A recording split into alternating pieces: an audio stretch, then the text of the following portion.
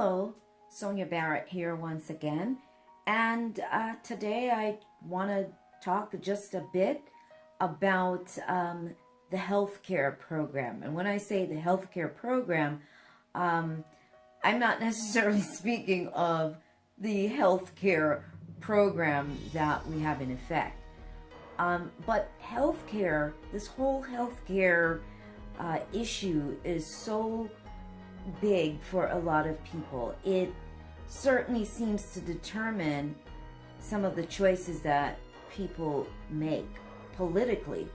And I find that very fascinating because it's such a programming. This is what I'm speaking of. Such a programming to be prepared for, health demise, for issues with your health, more so than the preventive. It fascinates me.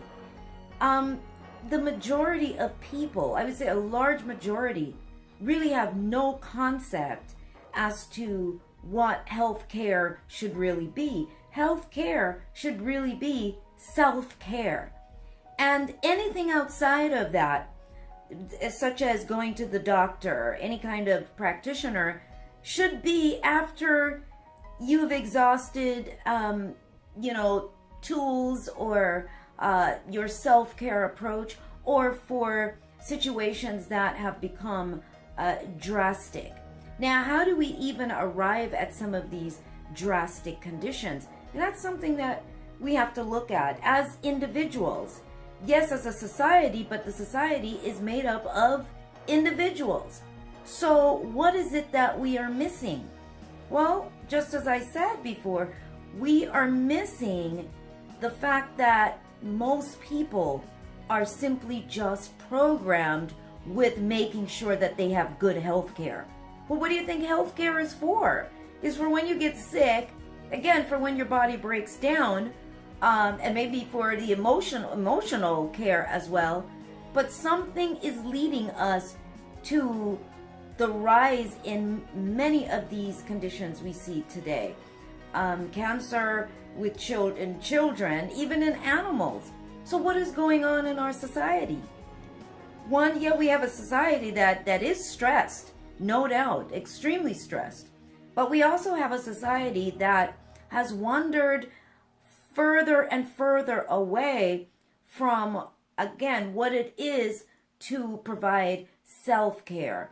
How can we take care of ourselves? How should we treat ourselves on a daily basis? Not just with food, but in terms of our mind.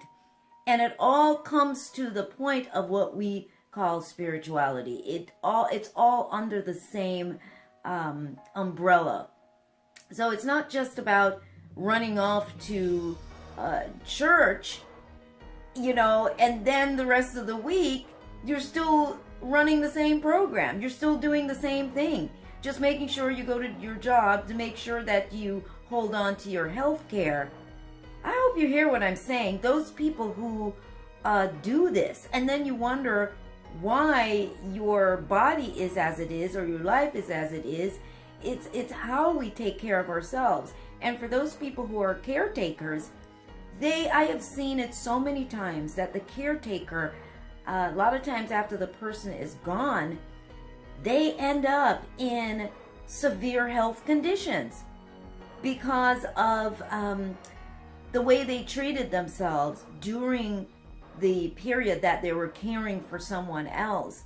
And your body finally just gives way, and you find that you have a lot of issues. I've also seen one or two people who took care of themselves while they were caretaking and did not end up in the same situation as those who didn't, who were emotionally stressed and physically stressed, and the physical part of it was a result of the emotional part of it. And so we need to examine these things that are really not spoken about, not talked about, particularly in Western medicine. We have developed a model of instantaneous. We want everything instantly.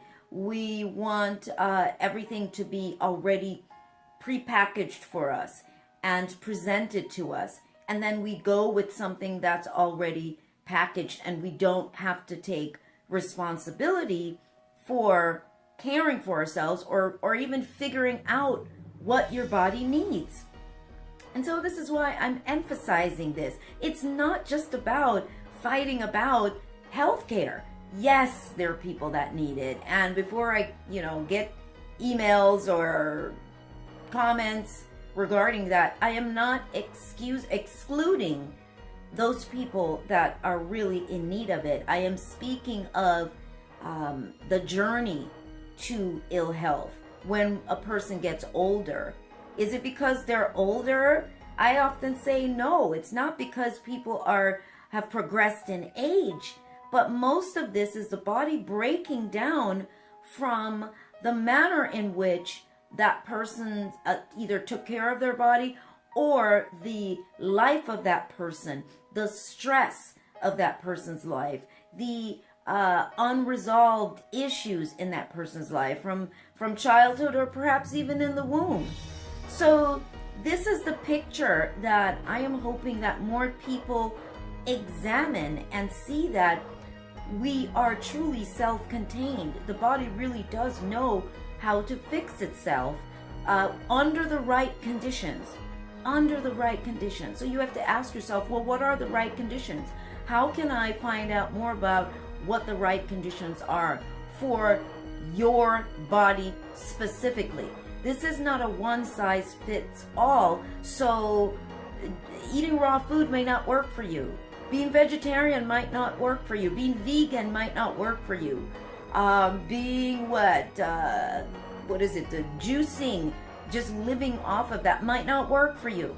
And understand that it's okay. Now you just need to find what works for you by learning how to tune into your body, how to listen to your body, and not simply just adapt or adopt other people's system or manner in which they are operating, or whatever the next new theme is in our society. Because we're a society of themes. We run off to the next food theme, health theme, whatever, clothing theme, mindset theme. That's what we do. And those are the things that I point out. Yes, I do know of which I speak, because yes, I've lived that way for pretty much most of my life. I'm gonna say probably from the age of maybe 18. I did not know as much as I do now, but I definitely knew that there had to be a different model. And yes, I am a mother of 2 adult children, 36 and 33, and a grandmother of 4 biological, but 6 total. And I understand this. I understand what it is to take care of one's self. This is your body, and it belongs to you. So take care of it.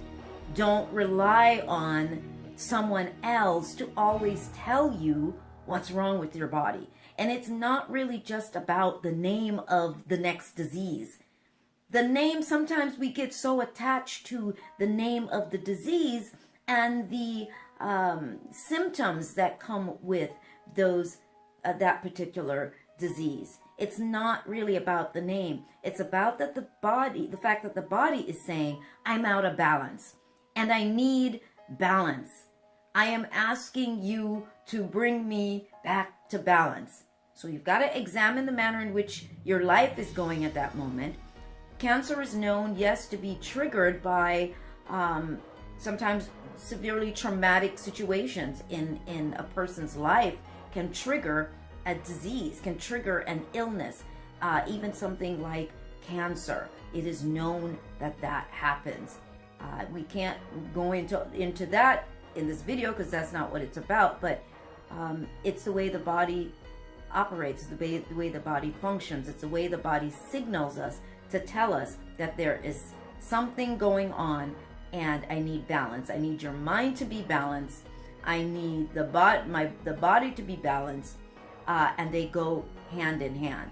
So I wanted to point that out, and I also want to remind you to check out the website, thebusinessofdisease.com. This is a documentary that I did.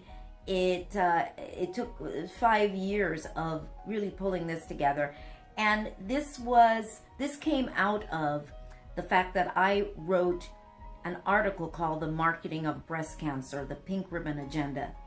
And I wrote that article not realizing it was breast cancer month at the time, because I didn't pay attention really. I just knew that I got tired of every time I go to a store, I felt like it was being marketed to me. So I did a little bit of research and I put that article together, which you can find on thebusinessofdisease.com. And I suggest you read it regardless of who you are. The response was incredibly great from people who have had cancer, breast cancer, people who have had their breasts removed, and they were so incredibly supportive of everything that I had to say, and some wish that they had seen that article before, read that information. The bottom line of it is, don't be marketed to. Don't have them market illness to you, disease to you. Yes, our body has latent illnesses, diseases, things that are there from our maybe genetics or bloodline, ancestral line, but something has to trigger them. Something has to trigger it to come about. And that's what you need to understand. And remember, for those of you who already know this, to just remember that. But anyway, so I did this film, and it's finally now available to the public. There's a pre-launch occurring right now, and I'm encouraging you to go and see this film. You can go to the website, thebusinessofdisease.com, and you can see it pay-per-view right now on the site. The official launch will be in February of next year, 2017, and the distribution company will then be launching it on many of the on-demand platforms. So you'll be able to sit at home, watch it on your TV, and also digitally, which means Amazon, iTunes, Hulu, all of those platforms as well. So I wanted to get started early in allowing those people who have heard about the film to be able to see it. Thebusinessofdisease.com. Go there, click on movie pay-per-view, and you'll be able to watch it there for $6. Now you can also order the DVD ahead of time for the holidays if you want to give it as a gift. Those will be mailed out on December 1st. And you may also order the DVD ahead of time, and also the book, Health and Inside Job and Outside Business. This book is a supplement to the film. So there's a chapter written by everybody in the film, and it's phenomenal. That's all I can say, and that's the response. It's not just it's not a mainstream healthcare book. It's not a book that's just telling you about your diet and just what to eat. No, it's a book that dives into the science of who you are by all of these amazing people. I call them all scientists, who are telling you more about what's possible and even sharing stories of their own life, such as Catherine Rossi, who's a neuroscientist, but she had a brain injury, hit in the head with a surfboard, and her recovery in a situation where she really could have died, and the process that she took, the journey that she took to creating new neural pathways, new neurons in her brain. So you've got to get a copy of this. Just go to the website, get a copy, and you'll get a signed copy sent to you. As a matter of fact, these are going out starting on the 15th, which is tomorrow. They're going to be mailed to those who have already ordered it. The DVD You may also order ahead of time as well, and I think you'll be delighted. It is very cutting edge on a good portion of the film. It is very cutting edge, so it's not just a film that's going to tell you, all about what's going on with the pharmaceutical companies and just about vaccine. We get that. So what do you do? This is what this film is about. What do you now do? What steps do you need to now take? Get off of the programming of just wanting to hear all the bad things that are going on. The question is, what do you now do? You cannot wait for the system to fix you or resolve your problems. The system does not care about you. I don't care what system it is. It doesn't care about you. You have to care about you. And so it's not just about health as we are conditioned to understand health, but it is about the entire process of our lives and how we live our lives. This is what this is about. And you have to be responsible for you. Get off of that programming that somebody is always coming to save you. You have to save yourself, if that's a word that you need to use. But you, in the end, it's on you.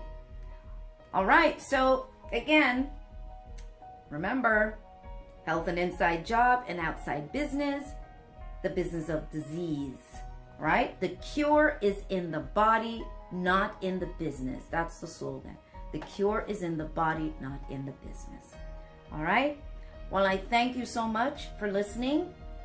TheBusinessOfDisease.com is the website.